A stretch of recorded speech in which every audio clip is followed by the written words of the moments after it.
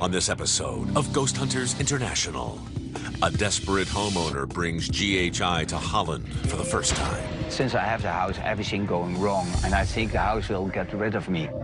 Can the team diagnose the spirits that plague him? What was that? Upstairs, quickly. Or will the homeowner be cursed for a lifetime? Oh my God. Then, a North Sea fortress with a Nazi past becomes the latest puzzle for GHI to solve. What the smack was that? Every camera. And Barry and Chris get a show of hands from beyond the grave. There's something there. That's totally a handprint, Barry. That is something to write home about.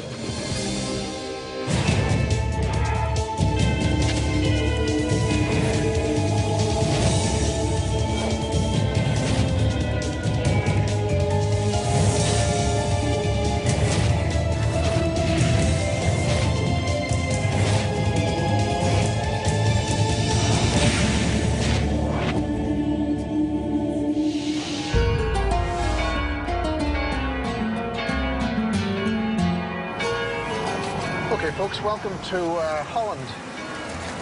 And Joe, watch out for those cyclists. Susie's going to give us a download on something which is slightly different than what GHI is used to. Well, guys, we're going to be investigating what is affectionately dubbed the Houston House of Horrors, which has a very peculiar history and a very morbid one at that. Owners throughout the time, 4 women to be exact, killed themselves in the same manner by hanging themselves in the attic. Their client, Johan Vlemings, has called us in because since he purchased this house, a lot of strange goings-on have been happening. He reports that while he was in one of the attics, he actually saw what looked like an apparition hanging from the rafters. And it goes with the reports of the women being hung at this location as well. Well, folks, there it is. Wow, it like sticks out. It's like the haunted house of the neighborhood.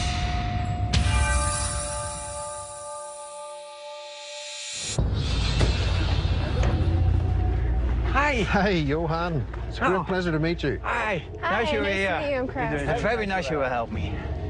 Johan, can you give us some background history of the house? The house is built in 1735. It's a very old building. For many years, nobody wanted to buy it because they say it is a ghost house. In 1779, the whole neighborhood was flooded. Hundreds of people tried to save themselves by coming to this spot. It was the only building in this neighborhood.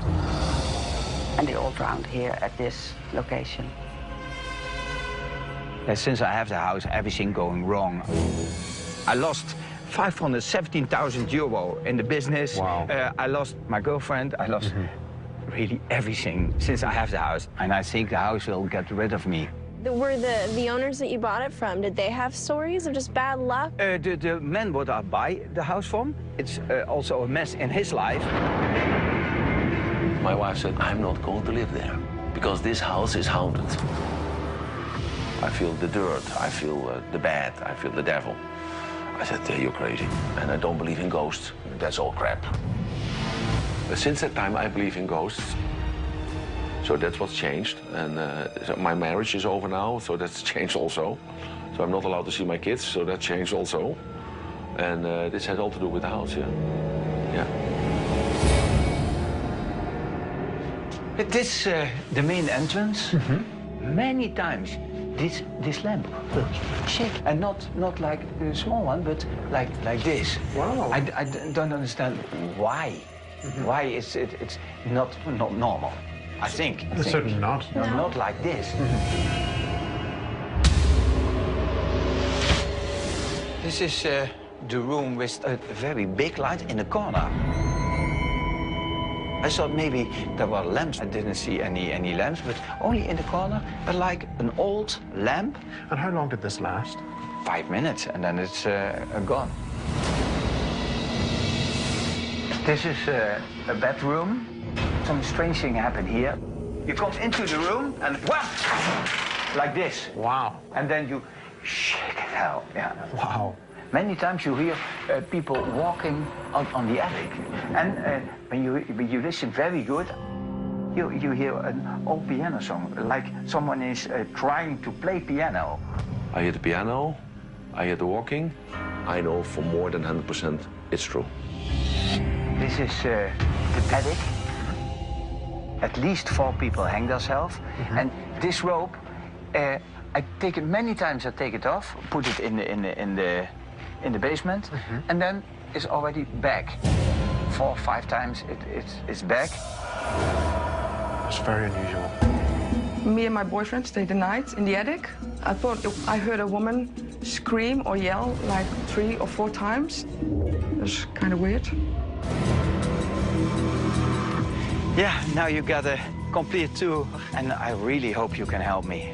Well, we will certainly give it our best shot, Johan, to give you some answers within a few days on whether this house is really trying to get rid of you or whether it's haunted or not. Thank you very much. Good luck. This is my first residence with GHI. It's kind of interesting to go from these big castles and old locations with a lot of history behind it to a house. So it'll be interesting to find out more about this place in general. It'll be interesting to get into the investigation and see if anything comes out of it or if we'll just be able to debunk a lot of it. Okay, folks, how is everything going with the setup? Well, we actually had the opportunity here to really just cover this place top to bottom, okay? In the first camera, what you'll see here, we actually have it at the bottom of the stairwell where the chandelier supposedly moves. In the next camera, what we have is the attic where the noose is actually supposedly placed and returns when you move it.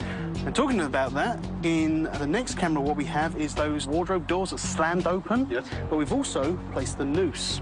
Okay. So if it does happen to move from one place to another, we'll have both locations. Okay. What we then have is the room with that large ball of light. Yes. We've also set up 2 cameras in the small attics located on the sides of the house. Yes. See if we can capture the source of those footsteps heard overhead. Excellent. And we have a camera in the main room off the entryway where the chandelier is said to move on its own. Okay, excellent use of tech there, Paul. We have to remember that this is a small property. We don't want to risk audio contamination, so only one team is going into the house at any given time. So with that in mind, let's get the lights out and have a really good investigation. Yeah. Okay?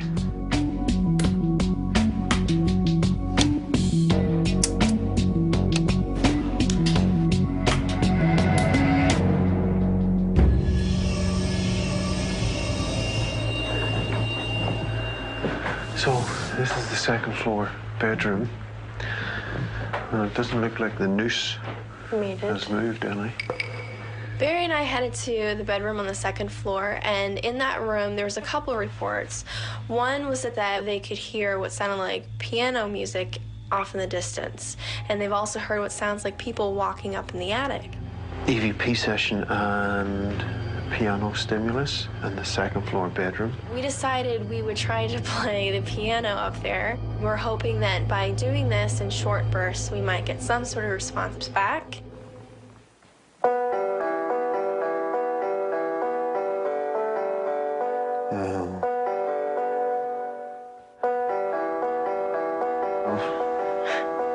I couldn't even play Mary Had a Little Lamb, so don't worry about it. What the hell? What was that bang? Is it upstairs? That's one of the things he was saying, too. It sounded like people were walking around. Upstairs. Keep playing. Okay.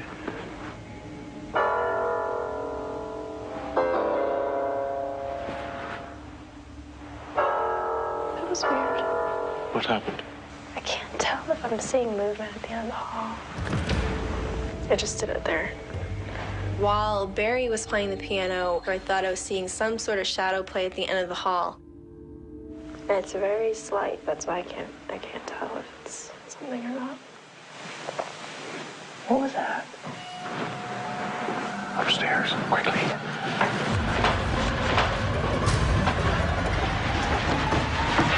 What was that?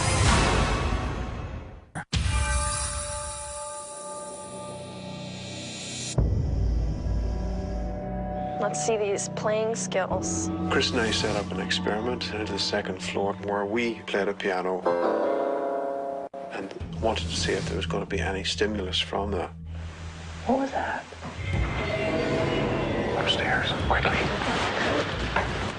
There seemed to be some unusual reactions from the attic immediately above our heads. What Barry, that was loud. Did you hear that? Yeah. That sounded like something being thrown. Hello? Did you hear that? It sounded like a creaking board. We started hearing the sound, and it sounded like wrestling or moving around, and we couldn't figure out where it was coming from. Is there anyone up here who wishes to make contact with us? But, you know, it was empty. There was nothing in that attic with us. Wow, this is a basement. Yeah, it was low ceilings. Holy crap. Yeah. All right. What goes on down here? He gets an uneasy feeling, and he's gotten ill as well. Almost ill enough to go to the hospital. Huh. Okay. Well, we're in a basement. Mm-hmm. What could cause creepy feelings, getting ill? Is it mold? Mold. Carbon monoxide? EMFs. High EMF. While Joe and I were investigating the Houston House basement, one of the claims down there is the feeling of dread, not wanting to be down there, and getting sick. That could all be caused by high EMF fields. Yeah, it's pretty much just a 0.1. There's nothing really. Okay, so it's not high EMF. Okay. It's not high EMF. I don't really see any mold. Yeah, neither do I. And it's very drafty, so carbon monoxide really couldn't build up. Yeah. Britt and Joe, basement Houston House investigation. Well, let's do an EVP session. We got 360 going, the thermal going, we got that going. See if we can reach out and make contact. My name is Britt. This is my good friend Joe. Hello. And we are here to make contact with you guys. The owner here is a little concerned, I would say, with what's going on in his house and his life, and he thinks that maybe the spirits here are not happy with him. So we're asking you for your help. Could you please make some kind of a sound, a bang, or let us hear your voice? You hear that? We started getting some sounds. Almost sounds like conversation going on. And we chased them, but we couldn't find the cause of the conversation. Britt, that Paul or Susan? Go ahead. Hey, are you guys having like a full-on conversation at normal volume up there? No, we're not having a noisy conversation, no. So where that was coming from remains to be seen. Alrighty, heading up to the attic. Barry asked Susan and I to follow up on the investigation in the attic, where allegedly 4 women actually committed suicide hanging themselves. EVP session, Paul and Susan, we're in the attic. I'd like to address anybody in this room with us right now. Are you one of the women who did, in fact, commit suicide? Was it the house that made you do it? I would like to specifically speak to the very first woman who decided to hang herself here. There's very few records kept from anybody who committed suicide in this building. Wouldn't you like to not be forgotten? Tell me your name. I think you're responsible for the other women's suicide. I think you influenced them to kill themselves. If Susan's wrong, if you're not to blame, then tell us. Killing yourself's a very easy way out. What was that? It sounded like it came downstairs. Like something moved. Is anyone down there? Oh my God.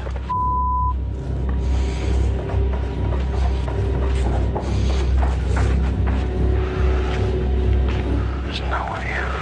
Damn.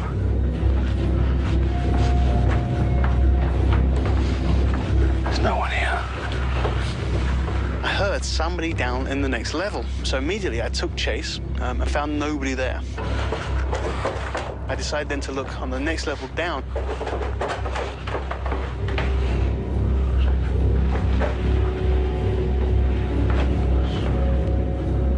And again, I didn't see anybody. Did you find anything? Nothing. Whoa. I just heard my name called. Right now. What did it sound like? Sounded like, oh. So as I was on that second level, I heard what sounded like my name being called. It was male. Hopefully, I caught that on my audio recorder. So fingers crossed when it comes to analysis, that'll be on there. All right, Paul, Britt, Susan, can we start wrapping the equipment up and get ready to go? Johan has claimed that this house has ruined his life. So I'm looking forward to coming back in a few days and being able to give Johan some explanation as to what truly is going on here at this house.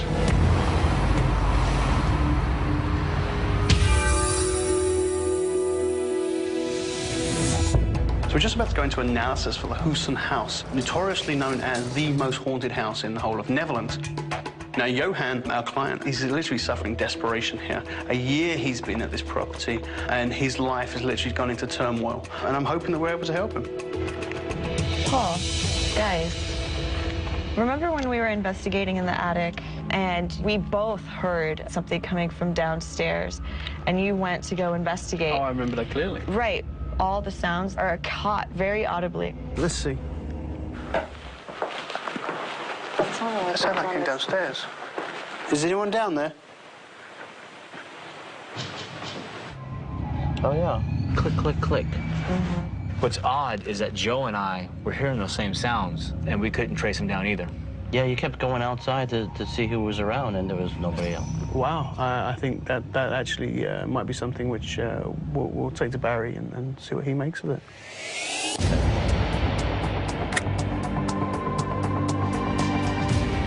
Hey, guys. Just for the record, you know how we took the hanging rope out of the attic and moved it down to the second story to see if it moved back? Yeah. Well, it's still on the second story. Okay, well, thank you.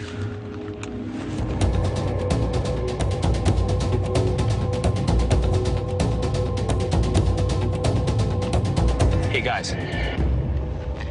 Okay, this is the downstairs camera right in the entryway. Yes. This is where the chandelier moves. Yeah. Well, check this out. Yeah, look at that. Yeah. What the hell is that all about? Wow. Oh, my God.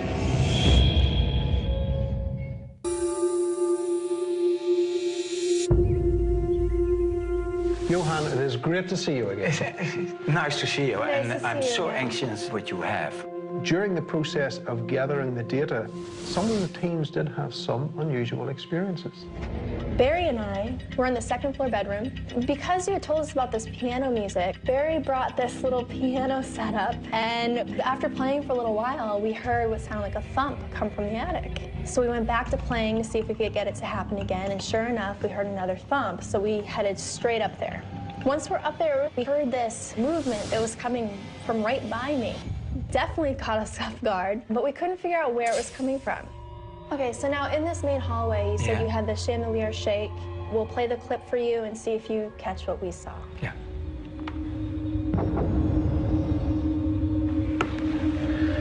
I see this thing shaking, but what's it? That is a candle on a particular candle stand. The other thing that was moving too was we had this extension cord hanging here. Yeah. So you'll see these two objects moving at the same time. How is that possible? It was another camera angle up in the attic, and you'll be able to see why the candle was moving. Oh, this curtain is moving. Because the front door was open just narrowly, and the wind was coming through. Yeah. It was vibrating both the candle and the extension cord, and we were able to understand what was going on because of the curtain at the top of the stairs blow in and out. It was like a giant wind tunnel, basically. Paul and Susan were up in the attic area. And that's whenever they began to hear these unusual noises. Is anyone down there? Hey. Hey, 3 clicks. Is anyone down there? Is someone down there? Paul chased it down to the main floor. We were able to follow the action from the DVR system in the main hallway. You see Paul coming down. Paul was very diligent to make sure that there was no one down in the bottom floors. He wasn't able to find any trace where this particular noise was coming from. Have you heard any of those noises before? I never saw this or, yeah. And it remains a mystery. So, is this building haunted? It's really hard for us with the lack of things we were able to catch. We can't call this place haunted based on what we found. How it's possible that when I buy the house, from the first day off, everything going wrong, is it in my head? I really think the house hasn't really had that much life with it for a long time, and it sits on a knife edge, and it can go either way. And sometimes a house just needs some tender loving care.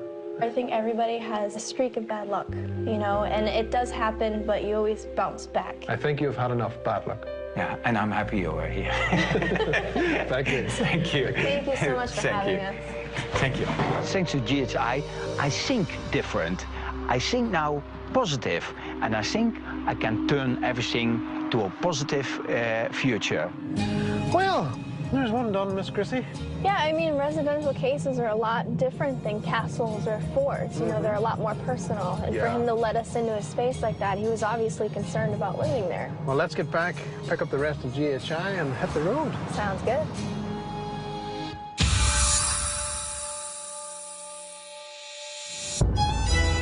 It is quite a remarkable day here in the Netherlands.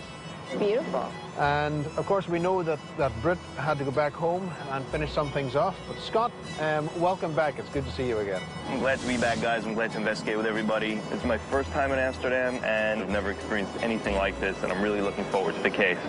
Okay. So, Susan, where on earth are you taking us today? Well, we're actually going to head over to the Imuiden Fortress. It was built in 1876 to protect Amsterdam from foreign invaders. Then the fortress was captured by the Germans in World War II when they occupied Holland. They used it as a regional command post. There's some pretty dark stuff that went on at this fortress, too. The Nazis supposedly kidnapped prostitutes and had their ways with them here. Yeah. And on certain walls in the fortress, if you hold a UV light up to it, you can actually see on the walls the word health in blood. Blood? You said it was used during World War II. What's it been used for since then? Now it's a museum.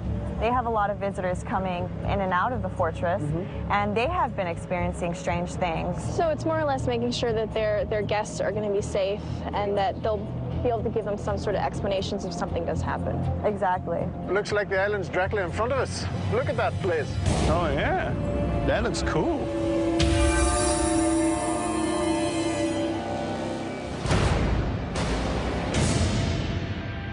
Dan, how are you? Pleased to meet you. Hi, welcome to the Fort Island. We want to share with you some experience we had here, especially the paranormal experience. We would love to know some history. If you go to 1876, this whole area was a very important point to protect Amsterdam. So what happened here then during the Second World War? Germans took everything and used this fortress to make a lot of bunkers. This is all German bunkers, and we had a lot of bunkers on the island. Now, Jan, we're led to believe that you have some unusual paranormal activity. Many people died during the digging of the North Sea Canal and were buried in the dunes underneath this very fort. It is not unreasonable to think their spirits still wander the halls of this fortress.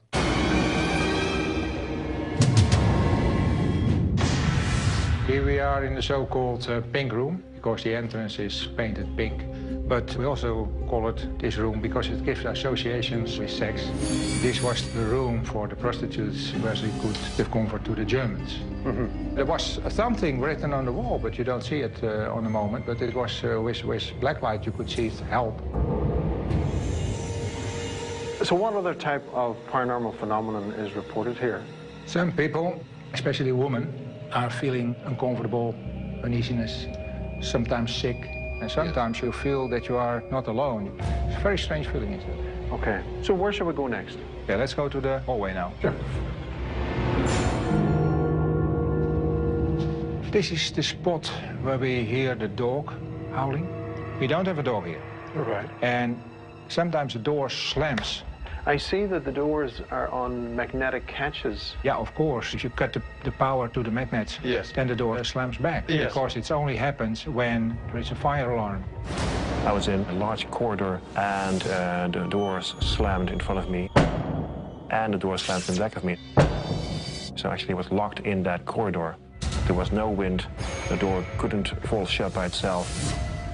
There is something in that fortress still active, yes. Here we have our memorial room. All the people who worked on the island has their place here to remember if they died. I was near the memorial room, and I noticed a soldier standing alone in the corner. When I glanced over at him, he turned directly towards me, took a step back, and disappeared into thin air. I've never been so terrified in my life. Wow. This is cool. This is cool. This is our dining room. I want to tell you something about this spot. I feel this presence. It comes spontaneously. It's like if somebody is following you. While you don't see anybody, you don't hear anything. It's a very strange feeling, is it? For 7 years I'm a guide on the island, so I give people guided tours. I hope that GHI can give some answers about questions we had here. Howling hounds, whispering, slamming doors. Hopefully we detect something. Now tonight I'm going to be utilising the full spectrum technology, basically because we are going to be looking at various different spectrums here. And we have the occupation of the Nazis here. So when we're doing our investigations, obviously we're going to be looking at tailoring a certain amount of our questions towards the German military and just seeing what comes forward. What camera positions have we got, Paul? And what we have here in this camera is the corridor that connects both corridors 1 and 2. What we're trying to do there is basically make sure nobody's walking down the hallway. What we then have in this camera is corridor 2. And what we're able to see is the door where supposedly it makes that slam sound. This camera is up in the restaurant. What we then have in this camera is covering angles, making sure everywhere's basically visible to us. And this camera here in the hospital area. The fun part about this is it gives us a little room to kind of explore. So if you guys have the time to start looking into other areas, go for it. Sometimes our best evidence comes out of places that aren't on the tour, so don't be afraid to stray. Let's have a good investigation.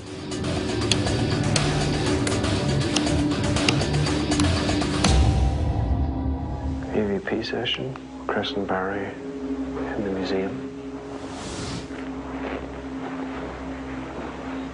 Hallo? Wie geht's? Mijn naam is Barry and dat is Chris. Hello? Chris and I came to the museum to follow up on some of the claims of activity that were reported down here, such as a feeling of presence and doors slamming closed. This place can get you so turned around. What? What's that?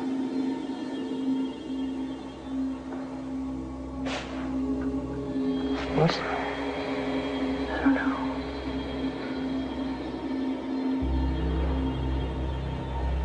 I can't see a damn thing. Bear, what's going on?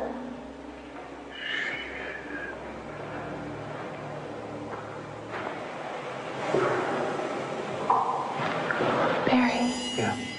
Did you hear that? What did you hear? It was to my left. I don't know what it was.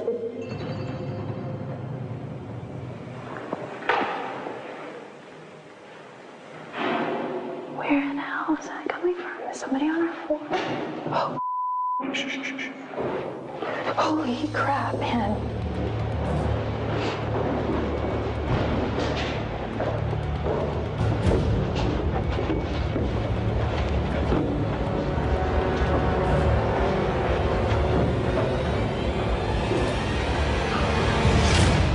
What was that, Barry?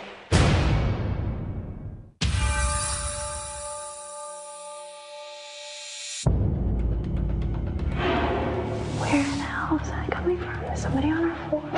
Oh.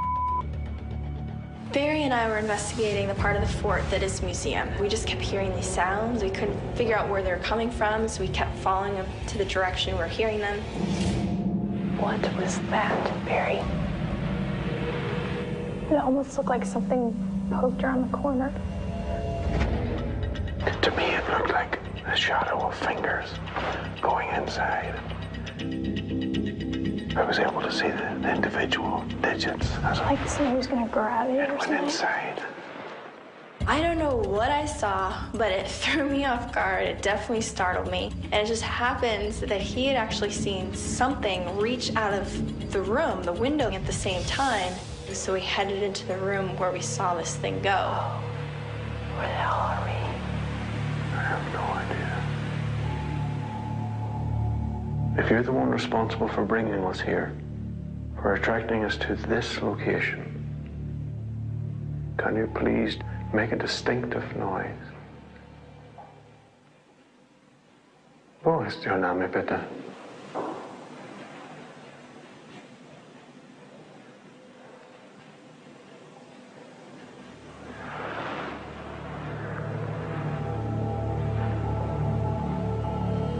What?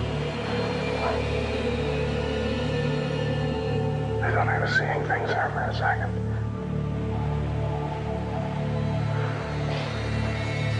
We had equipment running.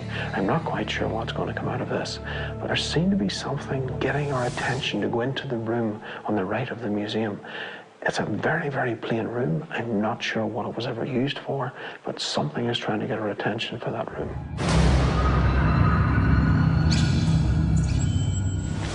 This is the one known as the Pink Room. Let's see what these walls tell us. EVP session, Paul and Susan were in the Pink Room. Now's an opportunity for you to show yourself. So Susan and I decided to investigate the Pink Room. And there are actually reports that a team went in there and actually took a photograph of what looks like help on the wall. We would very much appreciate any sort of communication you can offer us, whether it be making a noise, telling us your name, or if you can simply come forward. We're just here to understand why you stick around here. There's really nothing holding you here except for... What the smeg was that? Grab a camera. Whilst conducting an EVP session in the Pink Room, Susan and I both heard what sounded like a door slam. Immediately we gave chase. Paul and I ran downstairs. Immediately I thought, the door slammed shut, just like our client claimed would happen. And as we were heading towards this door, we were coming out of one hallway into hallway 2. Did you just hear the door? the door? Yeah, I heard that door go. We heard a different door. That's what I heard. We went in there, we checked it out, nobody was in there. I can't explain what that was.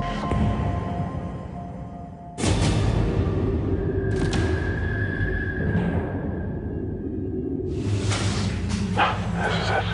Pink Room. All right. EVP session, Barry and Chris in the Pink Room. We hope that you'll come forward and be able to communicate with us. You are not in any trouble. We're led to believe that there's writing on the walls. There was also the claim that this writing, when stimulated with ultraviolet, would simply read help. So we stimulated the walls with black light, trying to find any evidence of any writing. Anything? I'm not seeing anything, Chris.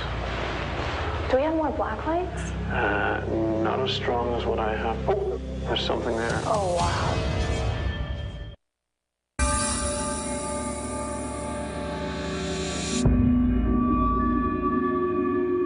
Chris and I stimulated the walls in the Pink Room with black light, trying to find any evidence of any writing. Oh, there's something there. Oh, wow. A couple of shots of that.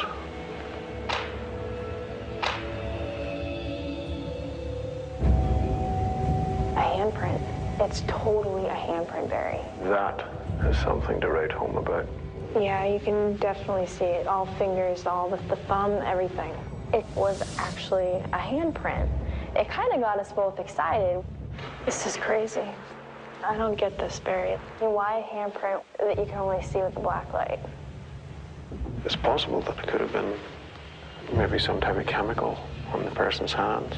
This begs the question, what was it that was on their hands, and why is it under the paint? It's hard to say. I really don't know. This is the kitchen, and the dining room's over here. This place is huge. It's massive. I'm gonna put this right here. Okay. Scott and I were investigating the dining room area, and the claims up here is that they get an uneasy feeling and they have a cold spot where people are dining. Like a cave. Shh. You hear that? It sounded like footsteps. Yeah. Somebody shuffling. Like shuffling, yeah. Yeah. Oh, yeah. Right away, we were hearing a scuffling of feet, footsteps. Is there anybody there? Don't be afraid of us. We're just looking to communicate with you. You hear that? That's somebody walking. Where? I don't know. That's that same shuffling. Is that you walking?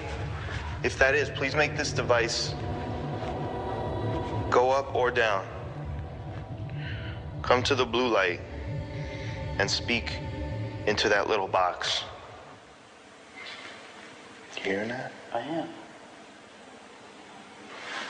That's footsteps. That's like muffled footsteps. It sounds like somebody walking. We're gonna follow those sounds. If that's you, please let us know. Did you hear that? Was that breathing? Did you hear that? I swear to God, I got goosebumps on that. I got freaked out.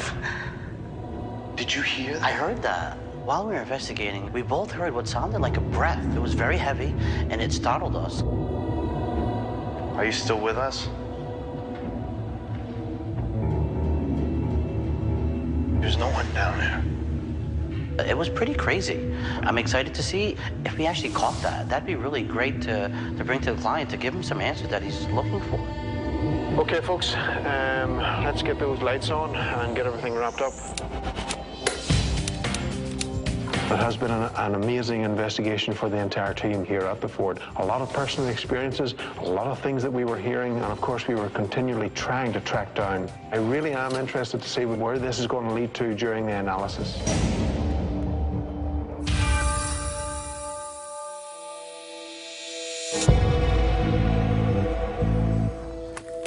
So we're just about to go into analysis for the Amsterdamned Island Fort. And because of the amount of equipment we use, the plethora of equipment, there's going to be a mountain of data coming from this. Audio, video, DVR.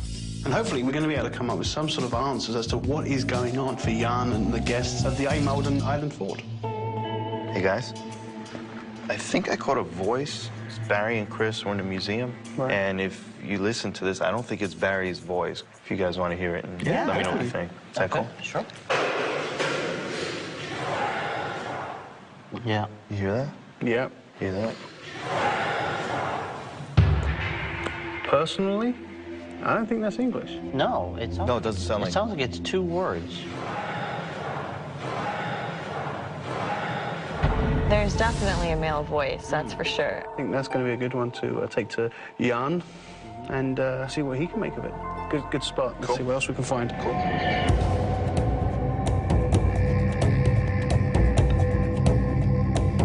Hey, guys.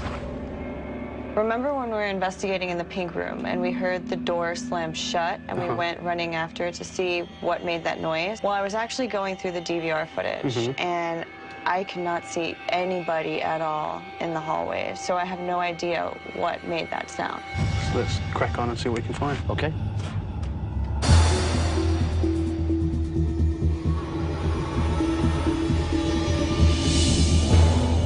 Hey, guys. I've got some mini DV footage, and this is of Barry and Chris, and they're in the corridor in the museum. And I hear what sounds like a voice, but it's really faint. Okay. It's kind of creepy.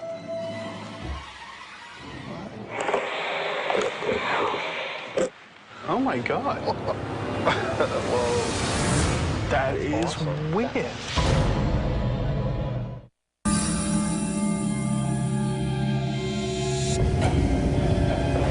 Jan, it is good to see you. Hi, good to see you again. Hi, Chris. Hi, nice to see you again, too. You had told us a story about people being able to read help in the pink room. Now, of course, we went over the walls in the pink room with a fine-tooth comb. We weren't able to find the word help. Some of the things that we did come across were these handprints. Now, this surely looks creepy and impressive, but it's clearly not paranormal. Any idea what caused it? It's likely a chemical agent or paint left to fool or scare you. As the evening progressed, of course, there was more things that happened. Now, this camera was actually set in the hospital. What we have here is the picture in the ultraviolet ranges. That's above what we naturally can see. You see these here, here, and here. What we want to do is to show you the video as they occur.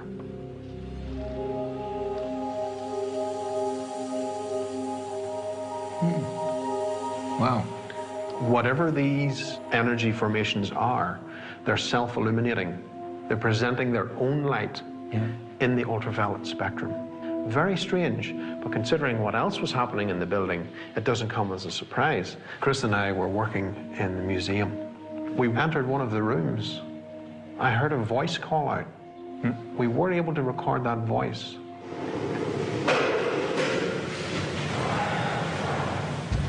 It's a man's voice.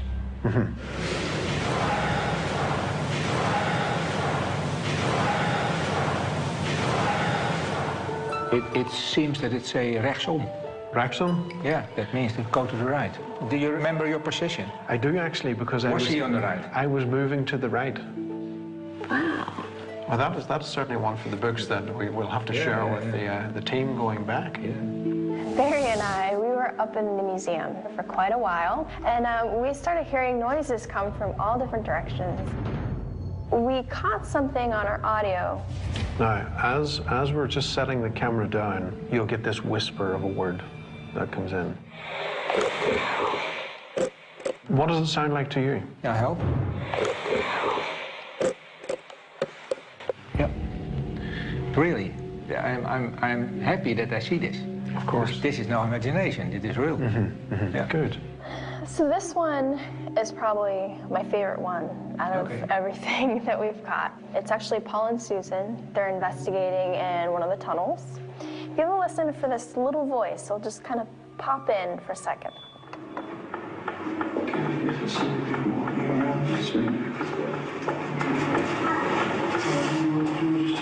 Now, what does it sound like to you, though? Did you hear that? Hi. Hi. That's exactly it. That's a female voice. Can I hear the voice again? Yes. Of course. Like somebody is greeting you. Yeah, that's fantastic for me, because now I have proof. Good. Therefore, I'm so glad that you experienced this in the fortress, and I'm so happy that you investigate this. Now, of course, we're left to tell you that as an entire team, we do believe that Amsterdamned Fortress is haunted. Absolutely. I was very astonished that everything I heard and I saw was true, and not only in my imagination and not only in my mind. Amsterdamned really was a fantastic case for not only us, but of course Jan. He looked like he felt relieved. There was a few times where he kept hinting where he felt crazy. Chris, that is one island that I'm going to remember for a long time. And I suspect it's probably not the last time we're going to see that island. I think we'll be seeing it again.